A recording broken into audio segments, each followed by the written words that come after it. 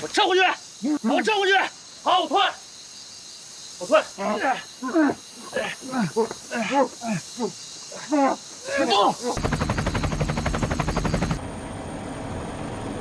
田队长，再下降5米，3点钟角度为最佳射角。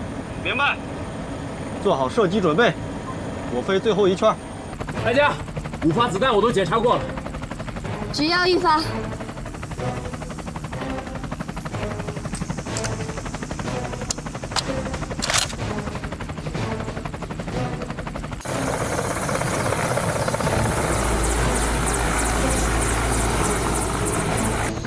再下降1米。邢队长，再下降1米。明白，下降1米。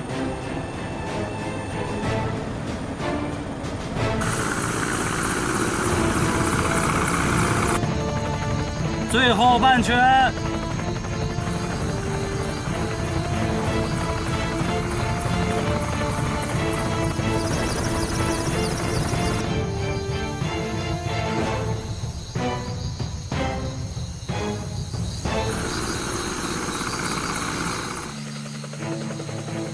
机组注意，特战1组注意，全力捕捉3点战机，10度开始，倒计时8号。33动摇，明白。特战1号，明白。要不这样吧，我们商量一下，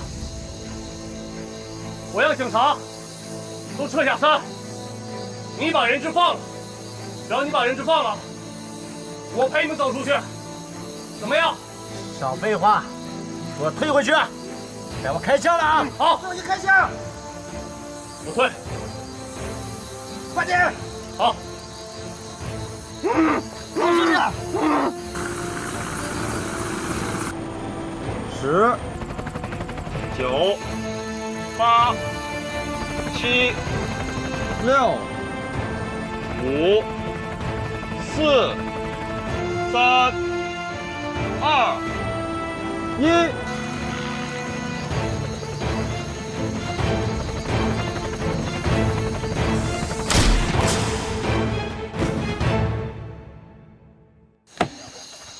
好，太神奇了，奇迹啊！打中了！打中了！打中了，穿糖葫芦。哀家，哀家，你怎么了？你的任务已经完成了。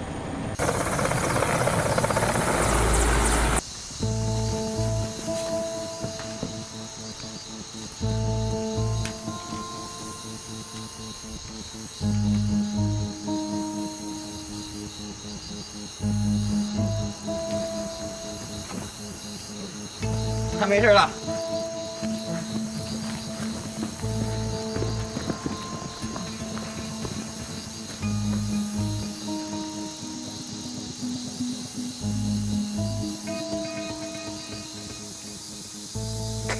报告局长，2名劫匪已被击毙。住手！教授，没事吧？洪队长啊，我没事啊。谢云飞被击毙，同时击毙的，太悬了。没事，我们成功了，成功了。我看看，没事，穿着防弹衣呢，分散在突出一地，就可以让他们注意不到天上的直升机了。可真行。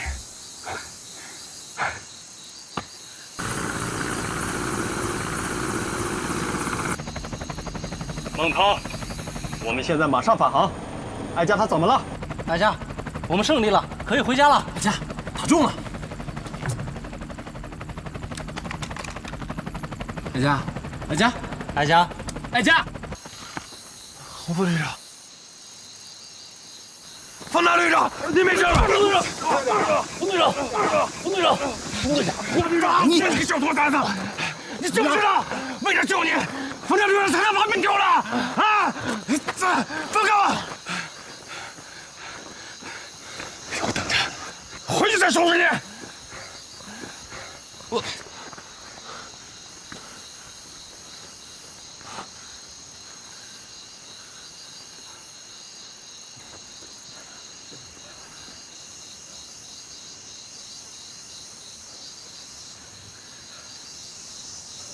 冯大队长，谢谢你救了我，我错了。要谢，就谢艾佳。刚才那枪是他开的。艾佳，他在哪儿？艾佳，艾佳，我们胜利了，可以回家了。艾佳，艾佳，邢队长，邢队长，艾佳晕倒了，需要急救。我知道了。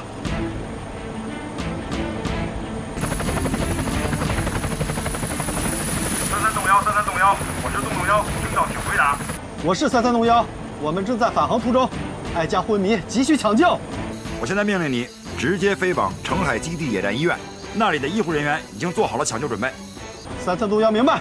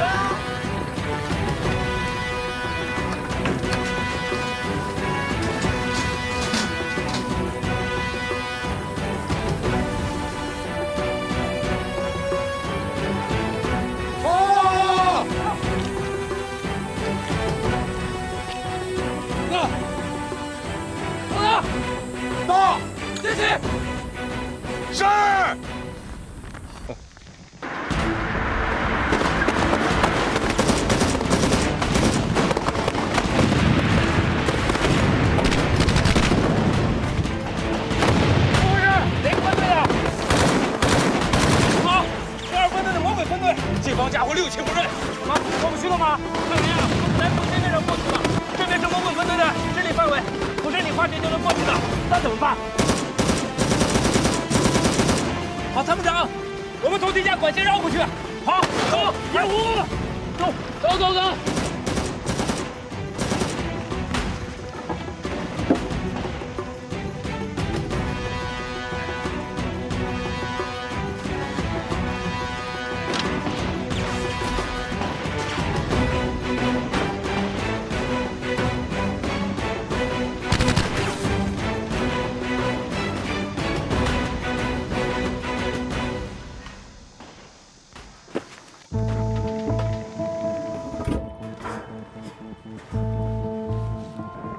这边能不能通到3号指挥所？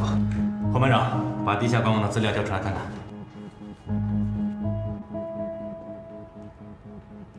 坏了，我们还要穿过6号街区。6号街区怎么了？6号街区1个小时之前已经被3分队的蝎子分队控制了，想过去很困难。绕过去不行吗？肯定不行，除非我们出了城才能插过去。看来呀，我们只能硬闯过去了。碰碰运气吧。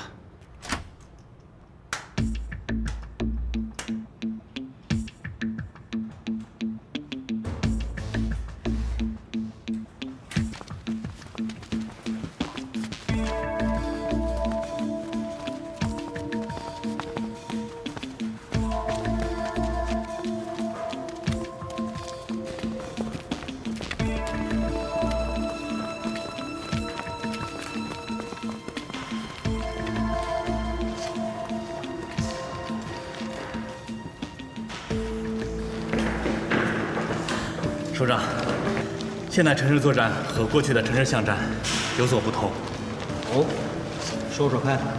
现在城市作战的战场一般可分为5个层面：街面和街区，也就是地面部分；地下部分就是我们现在四通八达的地下管线走廊；大城市还有地下交通网。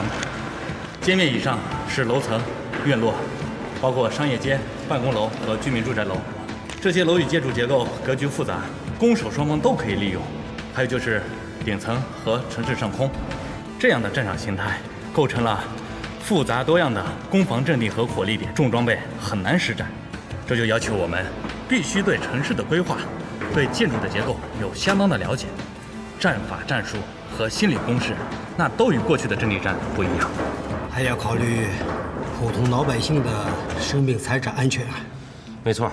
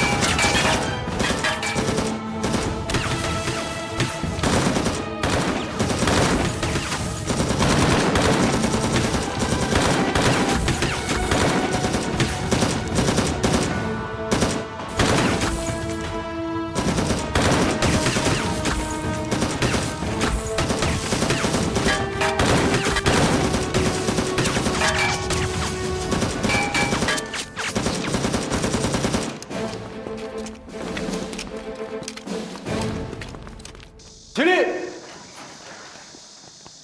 首长好。巷战是你们训练的重点吗？是，未来战争主要发生在城市，大规模的野外阵地战会越来越少的。城市攻坚、精准打击、街道楼宇、地下管线，它的争夺和控制是现代战争突出的重点。以后中国的人口，城市会大于农村，所以我们把训练的重点主要放在了城市。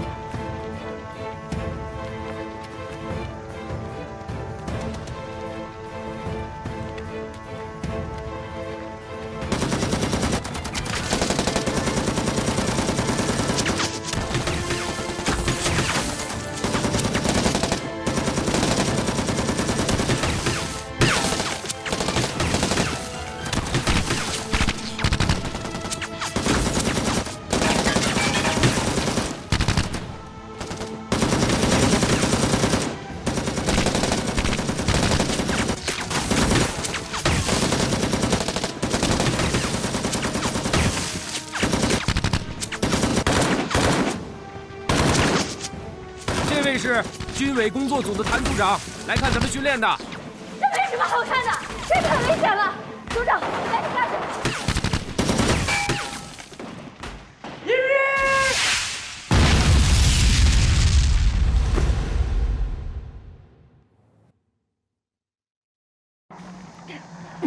首长，快走！如果遇到恐怖分子，不能犹豫，必须火力压制。让我。走。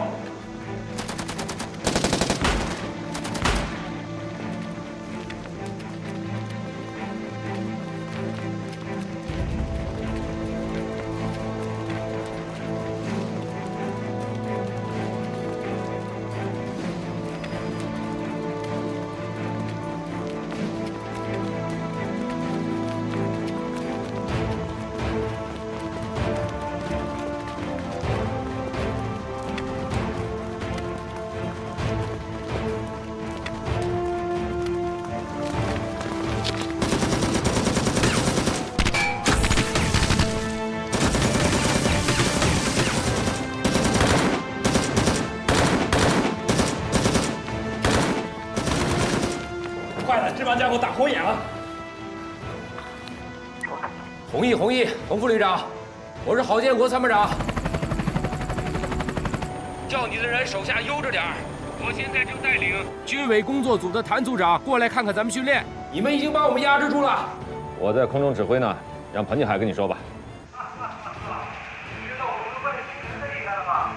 不过我现在也没有办法制止他们，你们就先往前点开吧。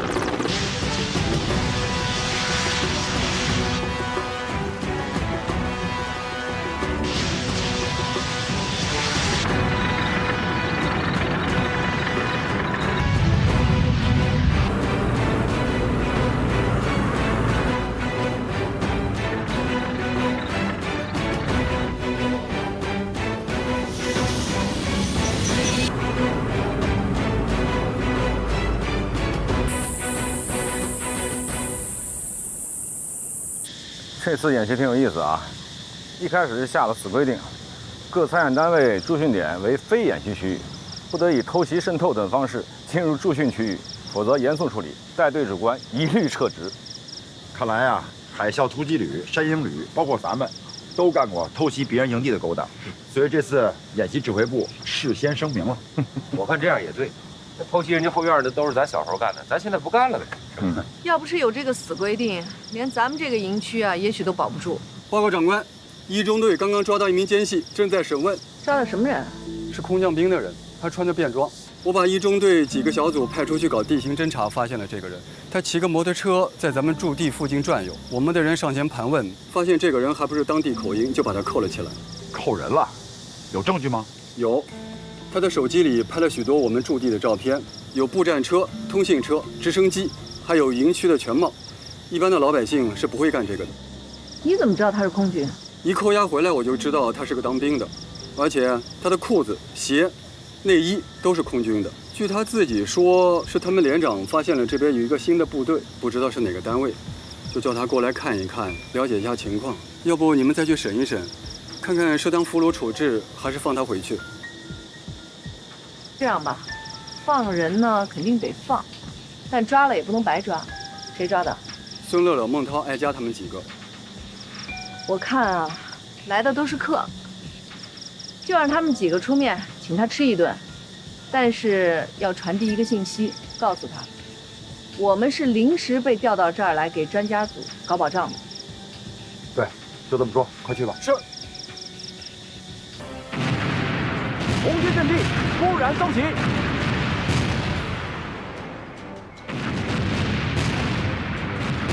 我们现在看到的烟火和炸点显示，是由空军山鹰旅扮演的蓝军正在对红军实施远程火力打击。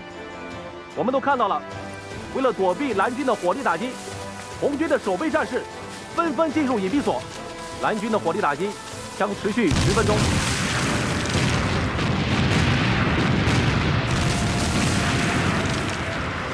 接下来，我们将会看到一幕十分宏伟壮观的现代战争场景。蓝军山鹰旅空降兵集群将会飞临红军阵地上空实施空降，给予红军坚决的垂直打击。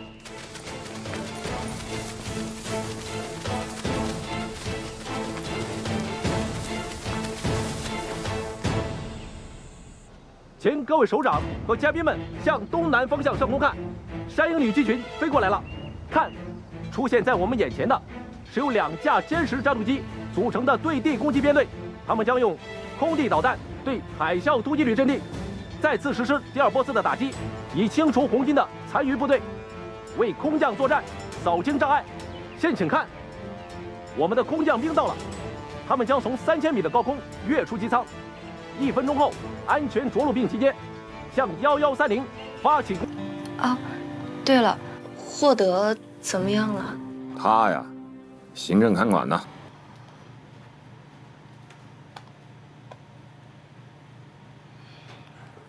刘局，哎，去，慢走，慢走，哎，慢走，慢走，谢谢，谢谢啊。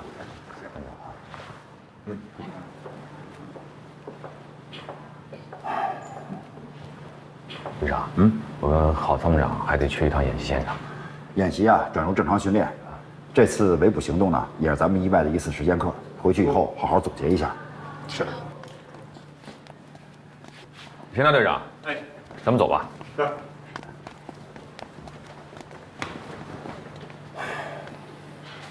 走吧，咱们去看看那位大明星吧。已经24小时了，怎么处置啊？你谈谈你的想法。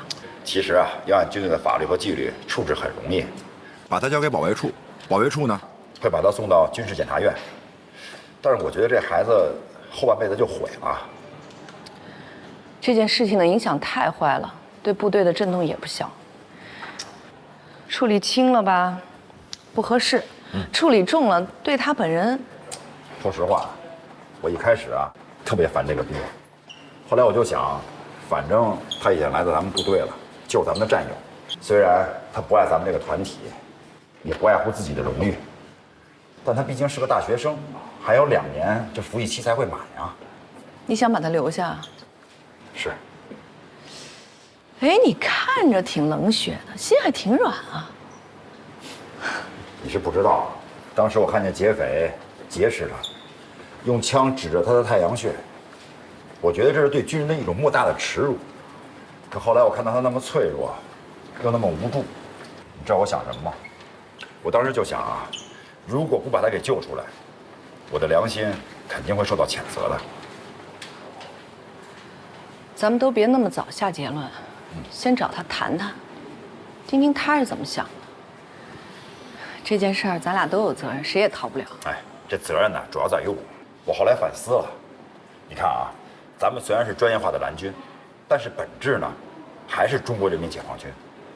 那军人的信仰、荣誉、使命等等这些问题，都是官兵的必修课。可是我却忽略了。这样，他是走是留，等咱们跟他谈完话了再决定。我听他爱家说呀，他要当明星。他要是觉得当兵是一种负担，对这个职业既没有热情，也没有兴趣，那咱们留着他也没多大意思。那就按照纪律条令，该怎么处置怎么处置，退伍走人。咱也别耽误了一颗明星燃升起吧。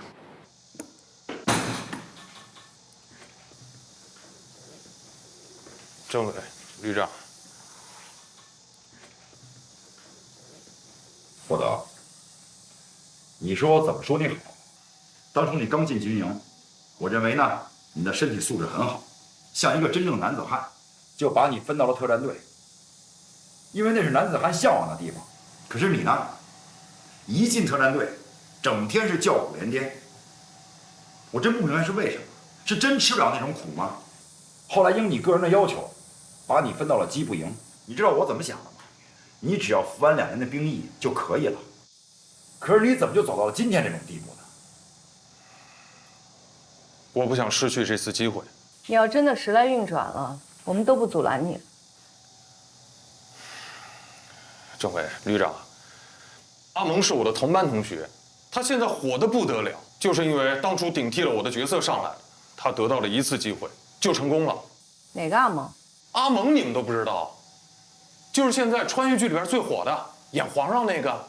哦，那个阿蒙，我好像在哪个报纸上见到过。哎，没错，就是他。他现在可是大明星，原来名字可土了，改了名才成名的。所以你就不服气啊？啊？要跟他攀比啊？没有。他给了我1次机会，可以说是千载难逢。你们也知道，这机会对于一个人来说只有1次。上次我是因为追随爱家来当兵，所以失去了1次机会。我不想再失去这个机会。是什么样的机会，让你冒这种险，和2个歹徒混在一块儿？你们看，你去会议室，把昨天的报纸拿来。是。你坐吧。男1号是位中国刑警，负责保护美国大腕斯特里普来中国巡演。其实你呢，演的就是他的私人保镖。你武艺高强，多次使斯特里普化险为夷。哎，你看后边这，二人坠入爱河，演绎一出前无古人后无来者的跨国姐弟恋。这是一个极具浪漫色彩、英雄救美的故事。你到后马上开机，斯特里普在中国只有10天的档期，千万不要错过。等你的好消息，阿蒙。这还真是诱人哈！男1号，中国刑警，保护斯特里普，英雄救美，姐弟恋，不错呀，这听着，这种诱惑谁能抵挡住啊？我怎么就觉得这么不靠谱啊？不是，怎么就不靠谱了？不是，你听这名字啊，斯特里普，这不是死的离谱吗？什么是死的离谱？就是死的不明不白的。哎呀，旅长，什么死得离谱？是斯特里普，大明星，美国绝对的女明星，那是奥斯卡最佳女主角。别说跟她配戏了，就是给她提鞋，那都能出名。霍德，斯特里普已经60多了，你一个90后跟他演姐弟恋，这靠谱吗？政委，这叫艺术夸张。不是，就算艺术夸张，你应该叫沈直恋，或者叫奶孙恋呀。你这个，这不重要，重要的是他有名，国际巨星，能跟他一起配戏啊，那怎么样都值了。行，我看你还活在梦里呢。你胆子够大的，擅自离队。政委，我当时是想，我毕竟当兵就2年。但是我要是出名了，那可是享用一辈子，所以你就当逃兵，是吗？去扮演什么中国刑警？就你这身手还扮演中国刑警呢？你刚出门就让2个劫匪给劫持了，让人给打得鼻青脸肿。不是你怎么演啊？你不是给中国刑警丢人吗你？我跟你说啊，我都不忍心看那个监视画面，我当时就想，你还是我的兵呢，你就这么凶，你都给我丢人。那我哪知道？这坏人现在这么多，他们脸上也没写着劫匪2个字。我要真是特种兵倒好了，可，这几百年遇不上的事儿让我给碰上，真是几千年碰不上。最后不是还有一出英雄救美呢吗？旅长，你就别损我了。我没损你，我说的英雄是人家艾佳，人家一枪打俩把你给救了。你是美男子，人是英雄，英雄救美。我要是真走不出那片树林，赶不上飞机，那我只能自认倒霉了。可我当时我想的是，只是给阿蒙打个电话，跟他说我可能赶不上试镜了，但只要他把这个角色给我留住，我绝对能演好，绝对会让斯特里普对我另眼相看的。可惜这山里边到处都没有信号，所以我……你就是现在给他打个电话，他也不会搭理你。不可能，没有我哪有他的今天？你看看是这个阿蒙吗？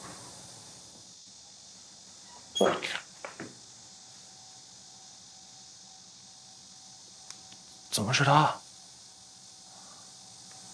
我给你念念啊。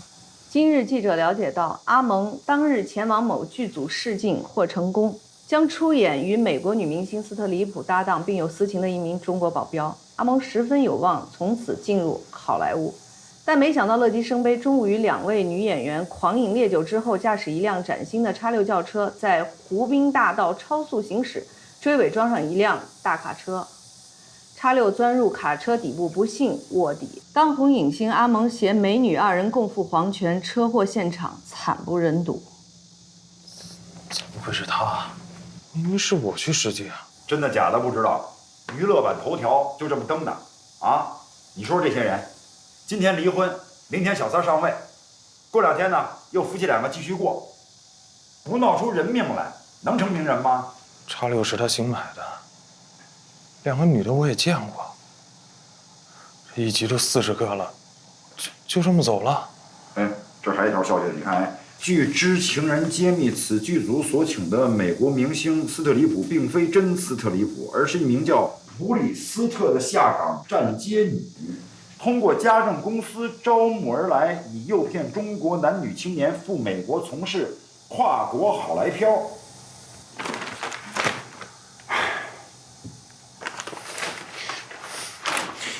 原来是这样。我说是死的离谱啊，你还不相信？当初啊，你是那艾佳的粉丝，艾佳呢把你给救了，你得知道感恩。你跟我和政委说说，你下一步的想法。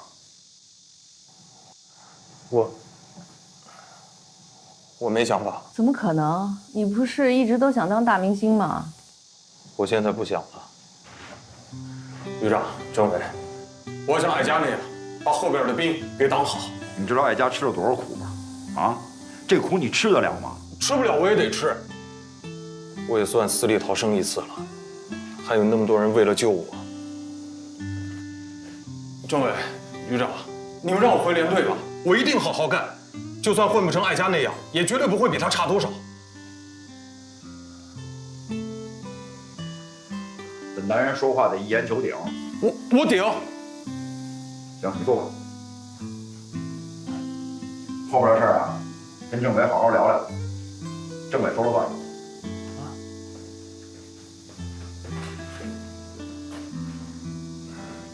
政委，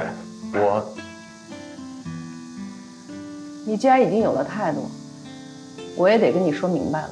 你这次犯的错误非常严重，已经触犯了法律。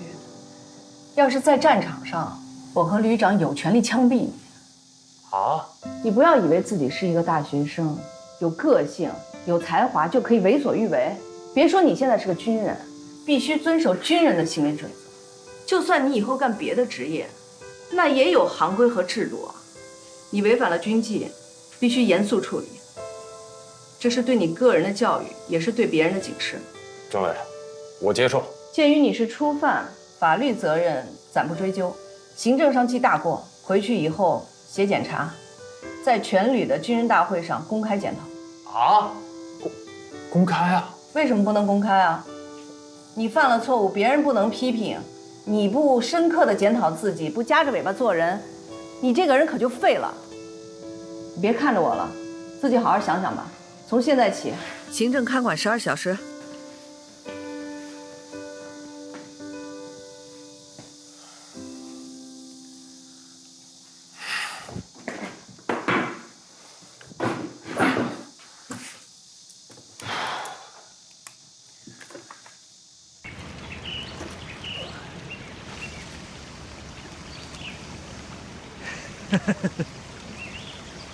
参谋长，又是一条啊！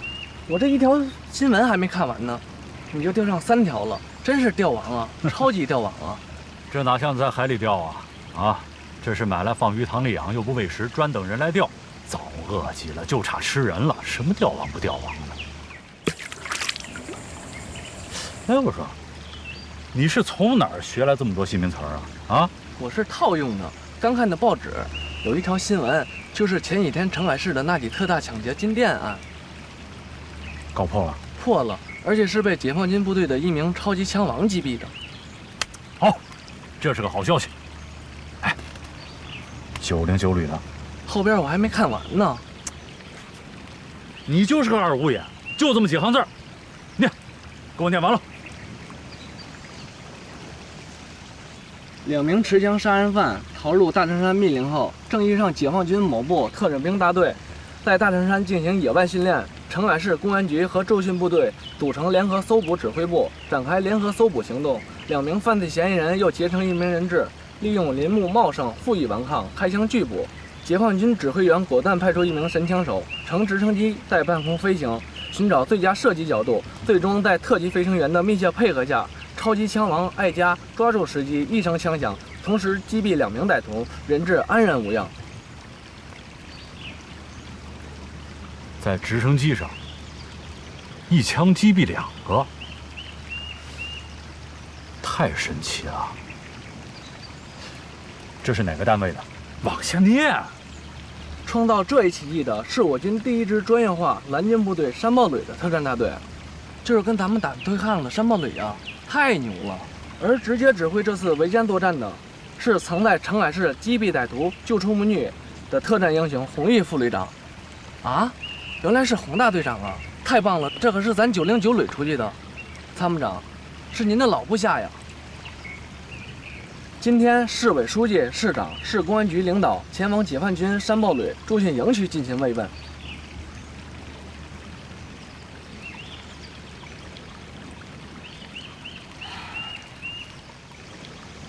把杆收了，回去。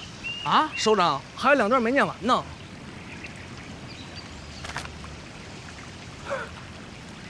我自己不会看啊。小梁子哪里知道，山豹旅的每一条好消息都会变成一根钢针，直戳楚占刚。几个月来，败给山豹旅的那股火，还一直窝在楚占刚的心里。不报一箭之仇，不生情韩鹏，实在让楚占刚难以释怀。这种情绪同样影响到909旅的干部身上。胜利了！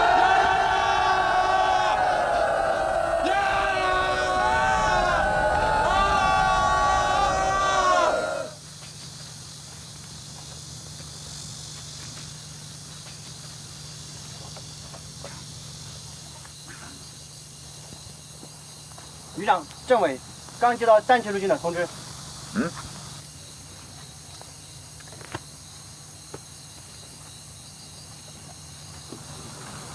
什么？夏训提前结束，马上返回驻地？不是，这也没说什么原因啊，还有5天的训练计划没完成啊。这么着急让我回去啊，肯定是有事儿。哎，要不找人问问情况，咱们也好有点准备啊。不用问了，收拢部队，今天晚上啊，跟基地的领导咱们告个别，明天一早第一批启程出发。行。真不知道老爷子是怎么想的，一到饭点儿就搞突然袭击。鲁首长只要来，咱就得招待好，别怕嘛。我是怕老爷子又出什么幺蛾子。走吧。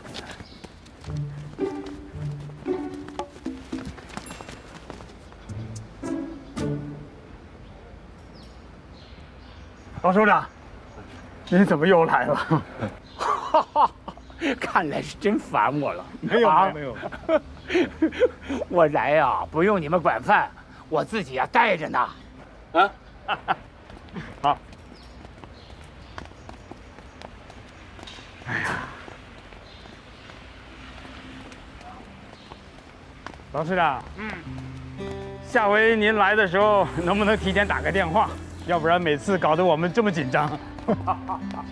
说实话了吧，我不明白你见到我紧张什么。我也说不清楚，反正就是紧张。那你的意思是，我一走你就轻松了吧？基本规律。那我还不走了呢。老师长，您可真会开玩笑。你别紧张，我们吃完饭呢，然后看看部队，我就走。哎，咱们就直接招待所食堂得了，现在已经到饭点了。对，我说呀，咱们还是换个花样吧。怎么个换法？808旅招待所的食堂，总给我弄那个煎饼卷大葱，我呀吃腻了，不想吃了。哎，那您想吃什么？您想吃什么，我们就去准备什么。哎，对。今天你就别给我准备饭。王耿正，到。你给我派1个排的兵力，在训练场集合。那，您想干嘛呀？干嘛？我能干嘛？你紧张什么呀？啊，你旅长、政委，你跟着我去看看不就行了吗？老首长，要不咱们吃完饭再说吧。现在连队马上就要开饭了。何政委啊，我为什么要赶着饭点来呀？啊？哦，老首长，我明白了，您是想考我点什么？我可不考你了，再考就考糊了。兵你派不派吧？派。要不派警卫连1排去吧？那行，你告诉他们现在就出发，我在训练场上等他们。那装备、武器、弹药都带吗？打仗带什么你就带什么。看出来了吧？老爷子是想考我们战备执勤情况，把炊事班带上，他没准考我们在外面怎么吃饭。去。你俩在后边嘀嘀咕咕干什么呢？快点跟我走！好嘞，来了，老首长。哀家，哀家，哀家，哀家，我一直有句话想对你说，但是我不敢。说。你上次救了我的命，我想对你说一句感谢。你这句话憋了快有半个月了吧？对，我老是说不出口。我觉得我说出来特别的虚伪。不过，就算我不说，我心里边也是这么想的。你也知道，这全旅的官兵他们都知道，所以我觉得说出来也是多余。但是，艾佳，这2个字它一直在我嘴里边，看见你了，我又说不出来了。那你现在说就不觉得虚伪了？我豁出去了，就算他们觉得我虚伪，我也要说，要不然我肯定会憋死的。我看你这种想说又不说，磨磨唧唧的样子，就是最大的虚伪。说声谢谢，那是你应该的，因为你欠我人情。你要不还这人情，你心里肯定不踏实了。你说对。你刚才说，你怕谁说你虚伪啊？嗨，具体我也不知道是谁。那就是你自己。你现在说了，我一点都不觉得你虚伪。而且这句话你早就应该说了，认为有没有必要说，那是我的事儿。但你做人，你必须得那么做。对朋友也好，战友也好，领导也好，包括你的父母、长辈，你身边所有的人，你对他们都应该有一颗感恩的心，有感恩之情。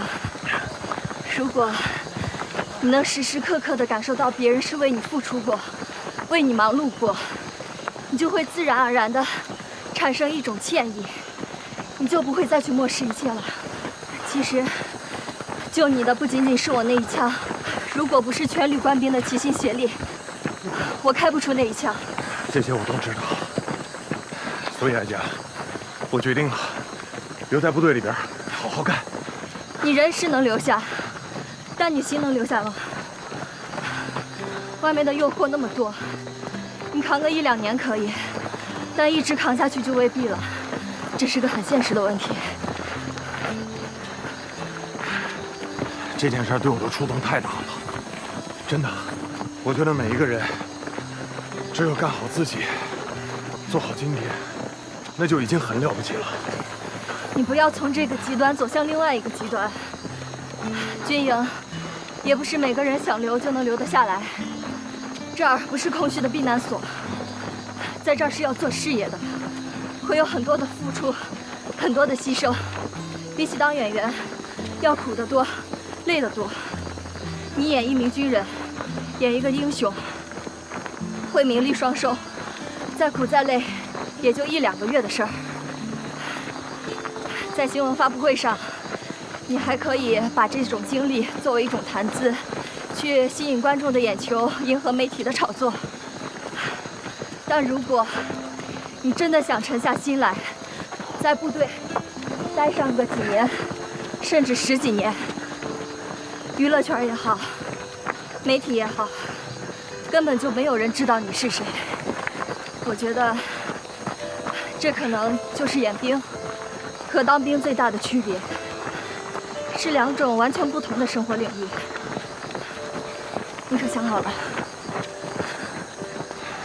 艾佳，阿蒙的死让我看透了一切。什么知名度、名车、名宅、钱，那都是过眼云烟。人死了，什么都没了，太可悲，也太可怕了。看破红尘啊！啊！与世无争，超然物外吧。我不同意你这种想法啊！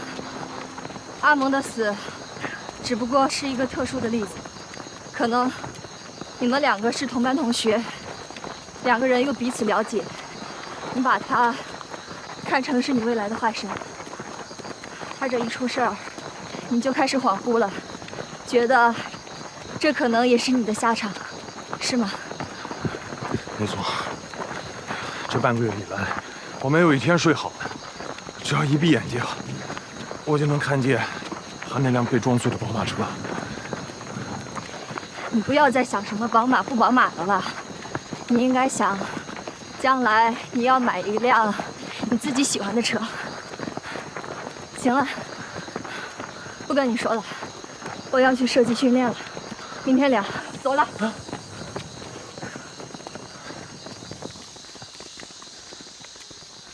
获得，做好今天，做好你自己。No problem。等等我。先把前程正好着对象，向着目标走在前方。我要将我们就要绽放，燃起当前的烈日荣光。小哥，战士且成。先把前程正好着对象，向着目标走在前方。我要将我们就李排长，都几点了嘛？景都长，马上就到开饭时间了。你不要着急啊，我不也在等通知吗？我的意思是，你等你的通知，想吃啥子先跟我说，我好准备。好啊，你准备什么了？有面有饭，要啥子？我们派北方官兵比较多，就吃个面食吧。要得。担担面如何？好啊，你的拿手好菜嘛。微辣、中辣、特辣。微辣吧，这天这么热。要得，要得。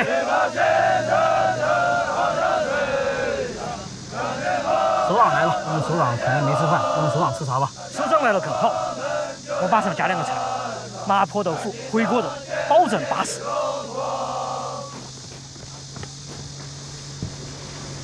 战士且成。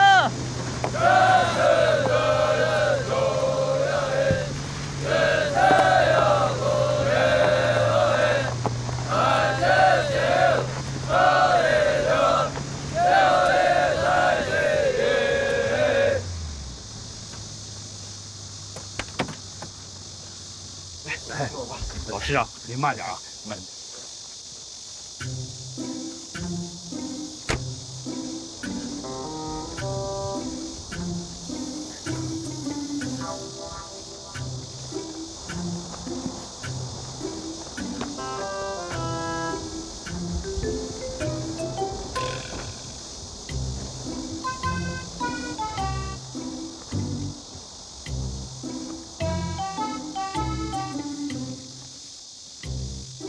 哎，你们2个主官往后说什么？啊，让我一个老头子冲锋陷阵啊？不是，老师长，部队都给您派来了，您就下命令。那好，你们2位入列。啊？我跟政委？别废话，入列。走。是。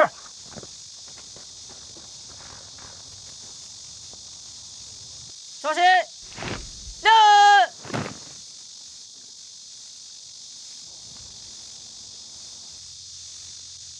首长同志，陆军第808旅直属警卫营1连1排集合完毕，请指示。入列吧。是。同志们，今天我们的训练科目就一个：野战就餐。从现在开始，5分钟之内吃饭完毕，然后进行跑步训练。啊？5分钟？就5分钟啊！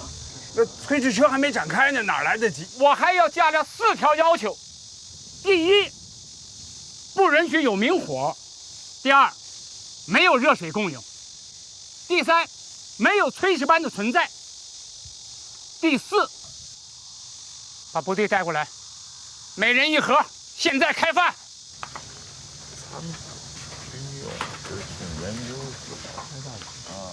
这是米饭，这是菜谱。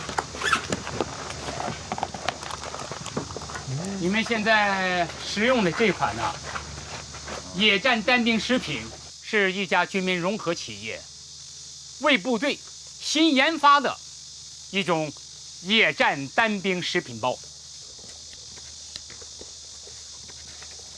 在等加热的过程啊，我呢给你们讲一个故事。你们说，方便面是谁发明的？康师傅呗。哎，康师傅嘛，康师傅那是个牌子。还有呢？日本人。你说是日本人？胡扯！要说这专利呀，那是我们人民解放军的，在抗美援朝战场上，是志愿军首次吃到了由总后军需装备研究所发明的收干面条，用水一冲即可食用。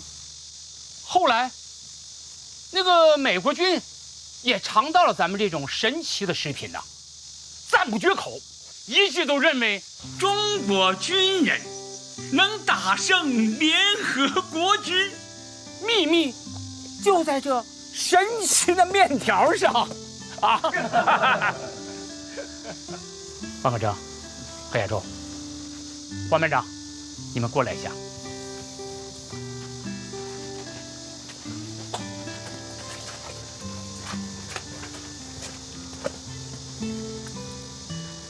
我们陆军部队的传统吃法呀，都是靠炊事班1日3餐。战时行军打仗，也要靠炊事班起火做饭。当然，现在有了炊事车等装备，但是这种传统的方式是否能够完全适应新型陆军的转型发展？我在思考。我们也在提高炊事班的业务水平，让官兵们平时吃得好，战时吃得饱。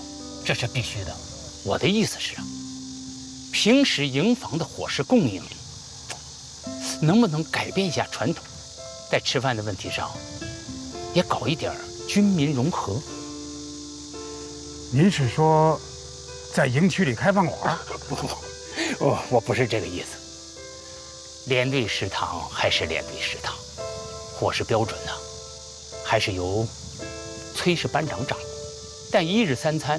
做饭、买菜、刷锅、洗碗、清洁卫生这一块呢，是否能交给地方工作人员来干？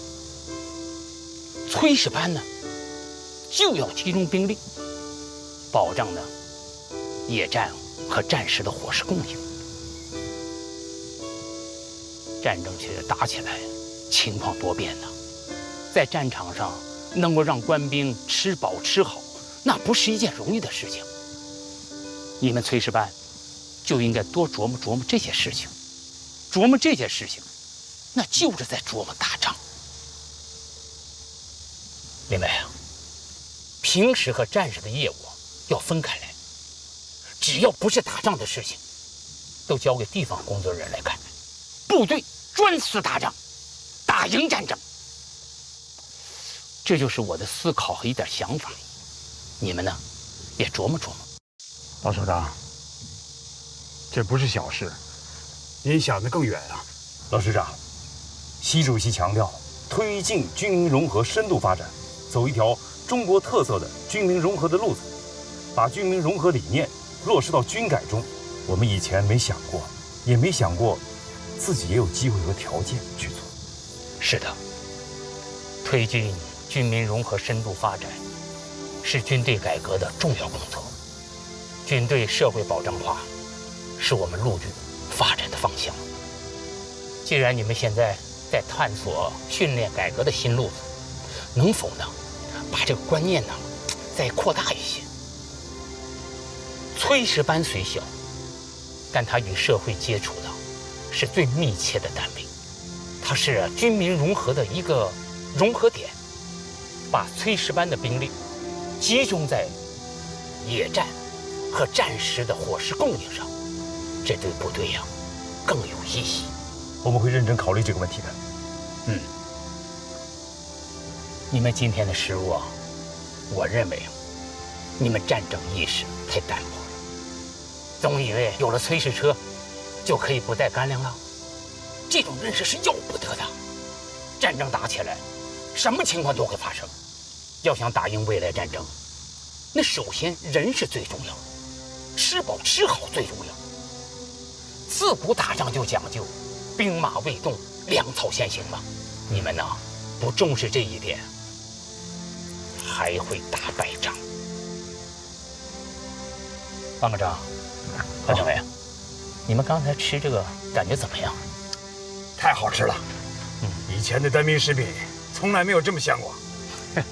那好，你们认为这新研发的食品好吃、好带、好保管，那能不能这样，让这种野战单兵食品和弹药、急救包一起列为随行的必备装备？平时也多吃几顿，给大家养成习惯。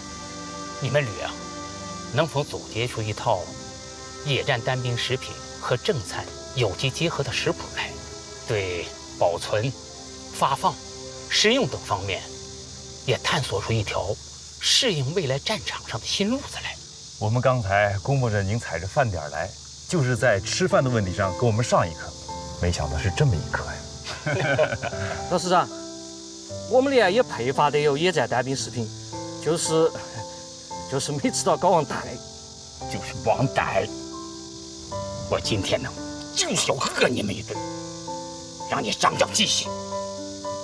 以后你们就不能忘了。我跟你们说今天这个事儿可不是在开玩笑。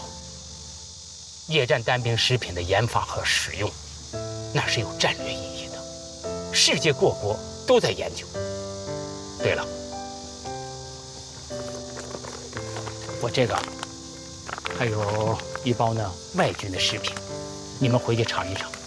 我跟你们说，要想打赢未来战争，首先吃上要先进，再让你的士兵喝西北风，小心你们俩都成光杆司令了。何政委我有一句话想跟你说，我怕你不高兴。哎，没事，您说，您说。在我们过去部队里流行这么一句话：一头老母猪等半个指导员，就是这个道理。老师长，您说的是真理，我记住了。好，赶紧吃饭吧。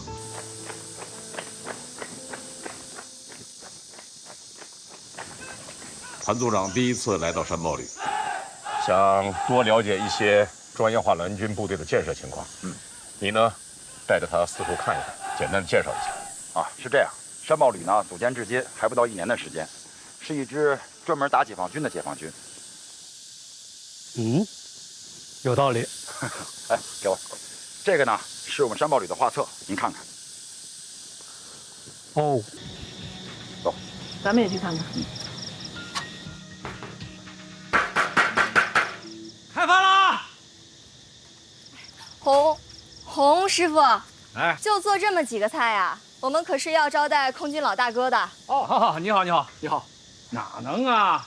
一会儿都给你们端上来啊！先喝点汤，开胃，好不好？哎，请坐。来，坐。来，长坐。来，我们这儿呢条件有限随意。还说条件有限呢？你们这是开洋荤呢？小意思，我们只不过是变通了一下西餐的样式，就是换个吃法。打演习这也太奢侈了吧！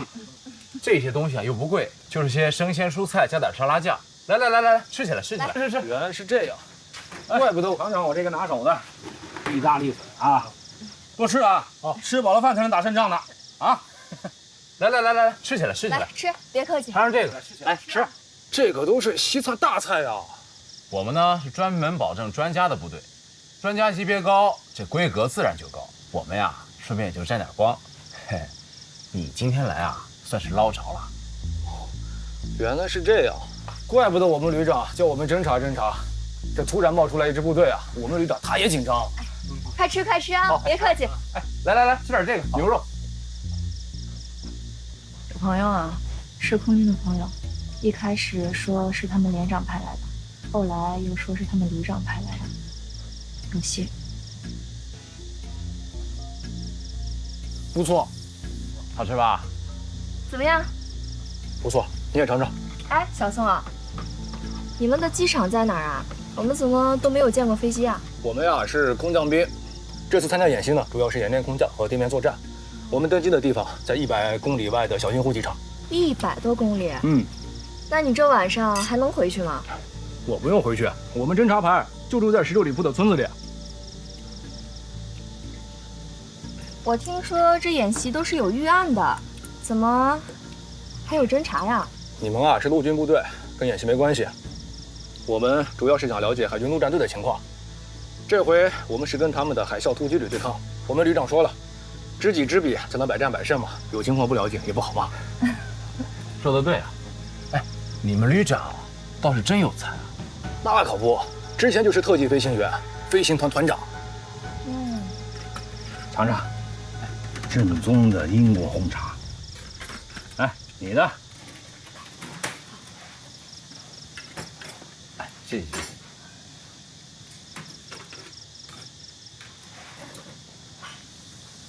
哎，喝茶。小宋，来，为我们的不打不相识干杯！这个没想到能碰到你们，要是让公安抓到，还真说不清楚。来，干杯！马上到小金湖机场查看一下情况。你说你们旅长怎么就知道我们在这儿，还派你来侦查？说起来呀，也是偶然。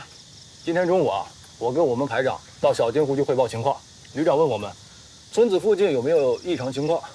我说没有啊。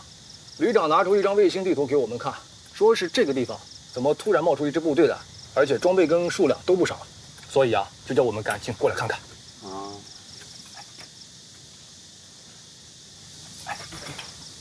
哟，空军老大哥来了。对不起，首长，我不是空军老大哥，只是一名小小侦察员。空军侦察员，怎么跑到我们地面上侦察来了？我们是空降兵部队的，地面侦察是必须的。你们是？哦，我们是搞保障的，跟他们这一块儿搭伙吃饭。你们旅长叫什么呀？姓夏侯，叫夏侯兰。夏侯兰，大名鼎鼎的山鹰旅的旅长啊。您认识他？我不认识，但是我听说过他，非常会打仗的一个旅长。旅长没错。哎，明天你们跟海啸突击旅打有把握吗？当然有把握了。不过明天是预演，摆样子给专家看的。我们攻，他们守，已经预演了好几天，闭着眼睛都能搞定。后天呢是真正的对抗。哎，那我祝你们成功啊！来，干杯！你们继续吧啊！好，这来，吃，继续吃，好，请坐。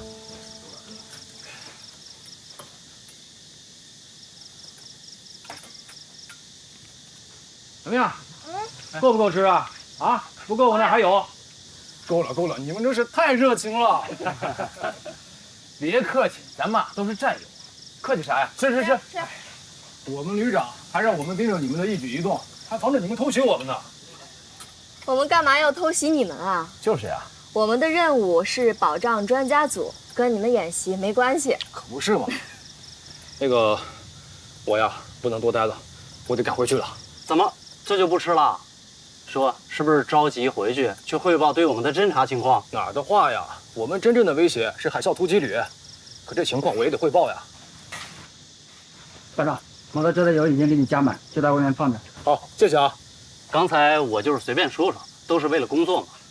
哎，什么时候有机会带我去你们空降旅看一看呀？好啊，我们这回呢，一共是来了3个营，1个直升机中队，旅部指挥中心就在小金湖机场。哎，你们部队住的倒是挺集中啊，骑着摩托车就跑过来了。哪呀？除了旅指挥部和直升机中队在小金湖机场，1营在5号房区，2营在6号房区，3营呢安排的更远，在8号房区。相距都在100公里开外，来回啊得大半天呢。我呀真得走了。哎，这就走了？不吃了。谢谢啊。行，慢慢走。常来啊。好，哎，不用送了，回去吧。走吧。哎，吃好吃常来啊。好。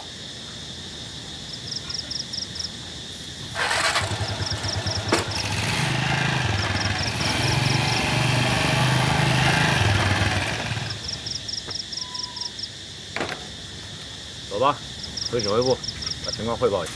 是。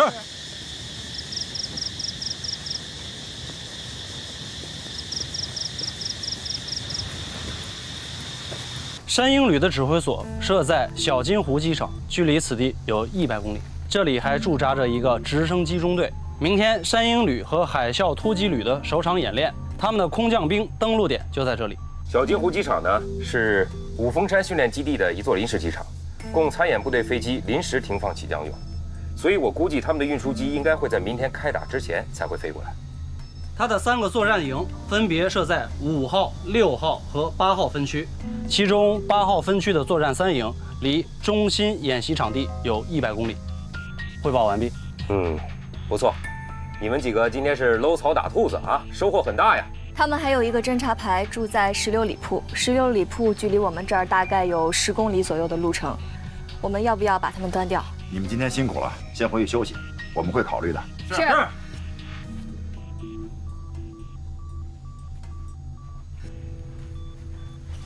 坐吧，说说你得到的情报啊。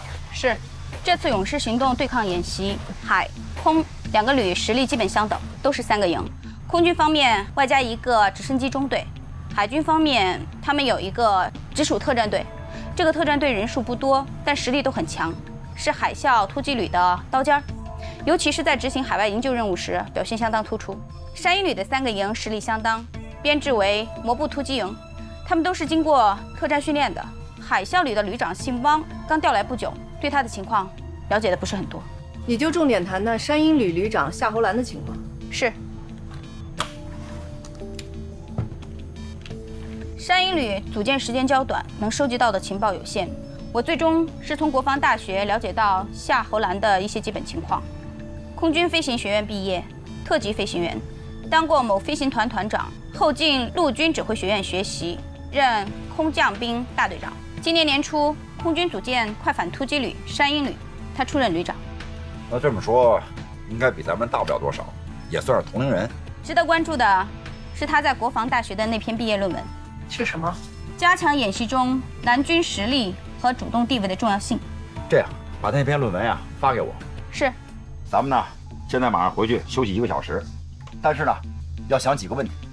第一个啊，咱们既然是来搅局的，咱们怎么个搅法？第二，人家2家在对抗，我们呢是2边都打，还是说袖手旁观？第三，咱们既然是专业化的蓝军，这一次咱们专业化到什么程度？既然搅局，咱们要搅乱，乱到什么程度？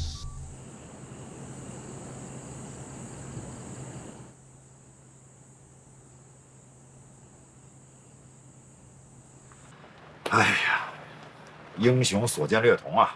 哼，好，真是没想到。哎，来了，还有你想不到的呢？啊？现在可以很肯定的说，山鹰旅就是空军的一支准专业化蓝军部队。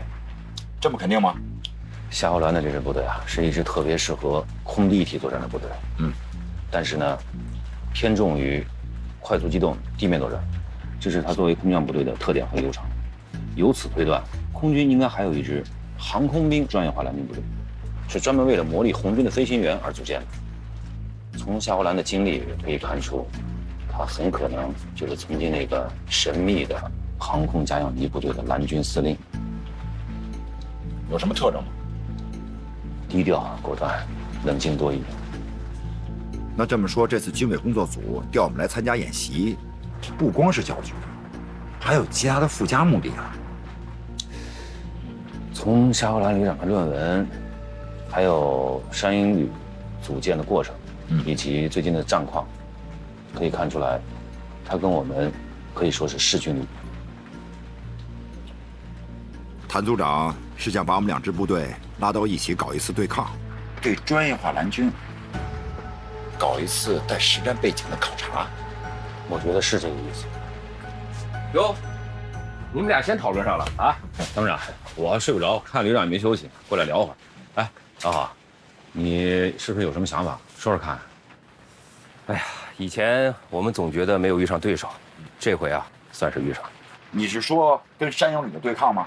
对，从某种意义上来说呢，这是军委和总部对我们专业化蓝军部队建设的高度重视。都开起会了，得通知我一声。这没开会呀，这不还没到1个小时吗？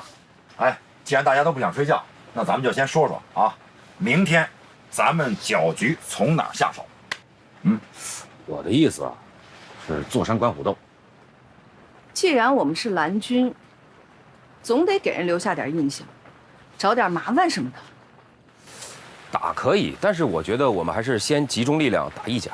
那我觉得应该两边都打，2家都打啊。一是我们打不过，再一个，这万一把2家都惹火了，2家合起伙来打我们，那我们吃不了兜着走啊。不是我的意思，不是明打，是暗打。这个思路好，暗打，顺着这个思路往下想。我是这么想的啊，咱们分别派出2支抢单队，分别对参加勇士行动的红蓝双方同时展开袭击。但是呢，打海啸突击旅的时候是以山鹰旅的名义打，打山鹰旅的时候呢，我们打着海啸突击旅的旗号。只有这样，惹是生非，挑起事端，我们才好坐山观虎斗啊。对呀。哎，旅长，你发现他们俩这多损呢啊？是不是商量好的？商量什么呀？这就是一种感觉，对吧？别说啊，你们俩感觉还真不错。但是啊，我们现在对海啸突击旅还不是很了解，但是对山鹰旅还有夏侯兰多少有些了解。我觉得他应该是一个强劲的对手。不过，跟高手过招才是享受嘛，而且也是一次难得的学习机会。这机会是没错，但就看怎么学。我看啊，主动登门请教，先登门，后请教。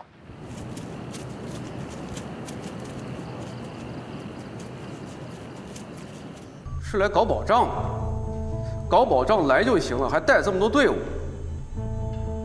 还有什么特点？你感觉不一样吗？我感觉他们挺热情的，知道我是空军部队的，还请我吃西餐呢。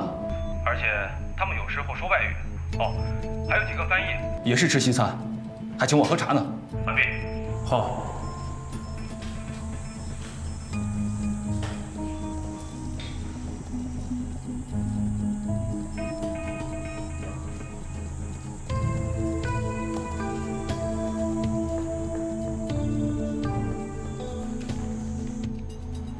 桂参谋长，海啸突击旅有没有什么部署上的变化？目前没有发现什么异常。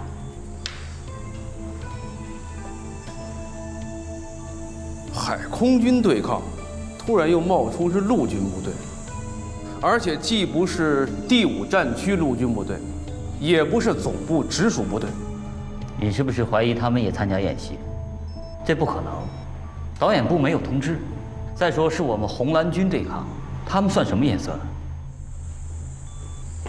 报告旅长，演习指挥部刚刚来电话询问准备情况，并强调，第1天的演习为展示性表演，有多名军事专家到场观看，要求2支参演部队保持最好状态，拿出最好水平，确保演习成功，做到每一个节点零误差。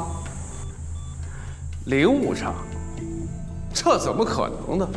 我们是空中飞行，从天而降，气象条件随时都在变化。以为坐高铁呢？就算高铁现在也……就这些了？是的，飞机明天上午8点半到。好。另外，红军方面也是明天上午8点半乘车赶往演习点，这是导演部通告的。这么说，我们的登机时间，导演部也告诉了海军那边？应该是吧。导演部一直强调，明天是展示性演习，希望2边都不要出现什么差错。我们的任务主要还是为专家组展示空降兵远程奇袭和特种部队快速反应能力。这些专家都什么来头？还要我们专门做一次展示给他们看？跟海军陆战队的实兵对抗才是真对抗。明天的活儿，我看就算是一次预演。你这态度可不对啊！我听说这次专家组的成员都是来自军事科学院和国防大学的研究员、教授什么的，还是得重视起来，米秒不差。明白。夏侯兰那边没什么动静吧？目前还没。明天百练他不会有什么出格的动作，后天可就不好说了。哎，我听说又进场一支部队，说是从第1战区陆军调过来。听说是保障专家组活动的。专家组？啊，我看是来者不善，善者不来啊。那他来能干啥？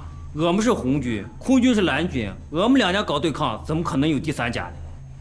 我也搞不懂。哎，对了，谭组长就没透露点什么消息吗？没有。沈参谋长，上报旅都到位了吧？大部分都到了，还有2个营还在路上，估计今天后半夜或者明天早上就会赶到。刚才协调会上，我只谈了大的原则问题，不想讲太细了。听出来了，您是留有余地了。毕竟，这回是全军南军部队的首次较量嘛。您是说，山鹰旅和海啸突击旅也是南军部队？海军和空军的这2支部队，与现建制部队没有太多的变化，但执行的任务基本上是担任南军假想敌，而且在外军的研究上也颇有建树。你上次在全军训练工作会议上汇报了山豹旅的情况后，引起了各个大单位的重视，有的甚至说是震动。还有战区陆军司令政委跑到北京，要专业化南军旅的编制。因此，一个问题就摆在了我们面前：南军部队究竟是专业化好呢，还是非专业化好，还是准专业化好？我们刚开始组建的时候，这样的议题也讨论过。都议论过什么？有的同志认为没必要搞得太专业，花样多，管理上麻烦，会引起其他部队的反感和不满。指定某支部队多当几次蓝军不就行了吗？但这样做也有弊端。战区陆军呢，通过实践检验，并没有达到预期的效果。为什么呢？首先是名不正言不顺。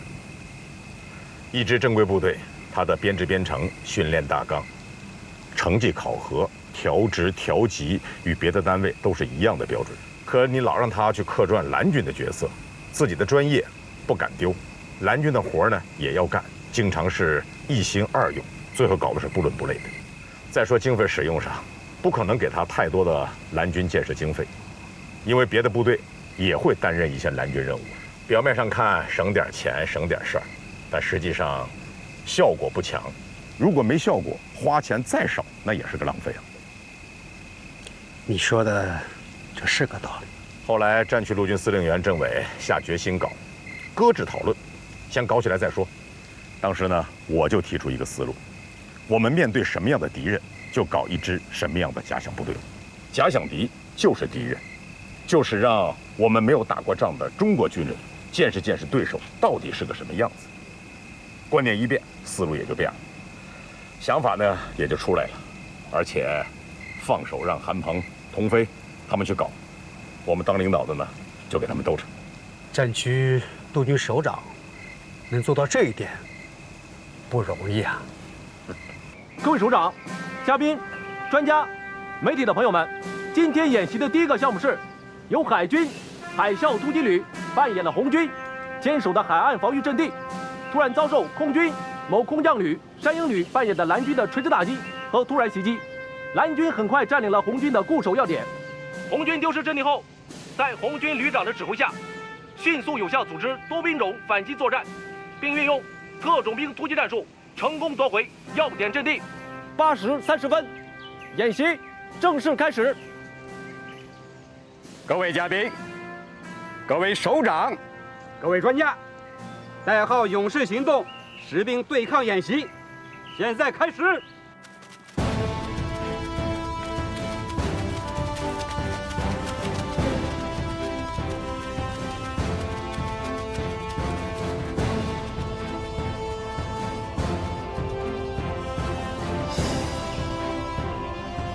各位首长、专家，在我们观礼台正前方的阵地，是由我海军陆战队精英战士组成的海啸突击旅，作为红军守卫的1130防御阵地。现在，红军的守备部队已进入阵地，他们正严阵以待攻击。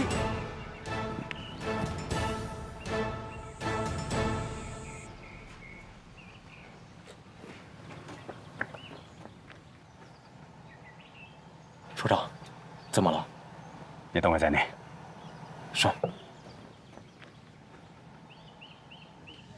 怎么会出现这种事？我估计啊，是天气的原因，飞机啊飞不起来了。不可能，你看这天德华啊，肯定是出问题了。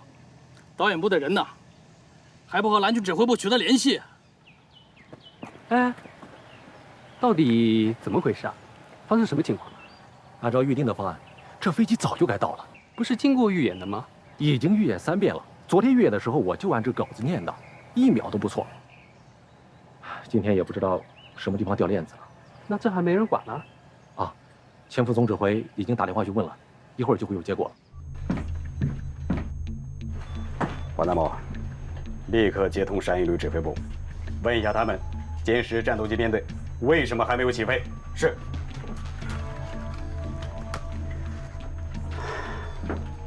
喂，喂，喂，直线电话一直打不通，现在还不知道是怎么回事，已经派人去查线了。要不，我打手机过去问问他们的通讯参谋。赶紧打电话问问情况。是。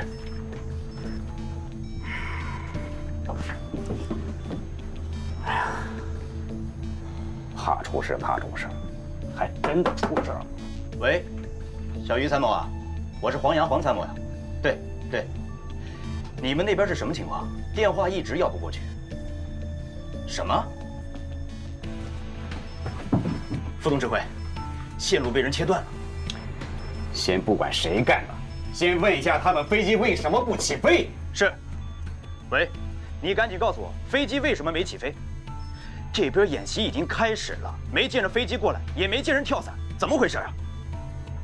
什么？你再说一遍。遭到红军袭击？不可能啊！红军刚才还……红军小分队。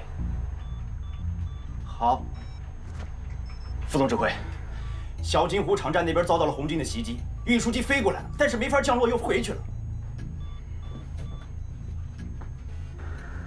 我是秦副总指挥，叫你们夏侯旅长接电话。对不起，首长，夏侯旅长正在指挥对红军小部队的反击，不在指挥所。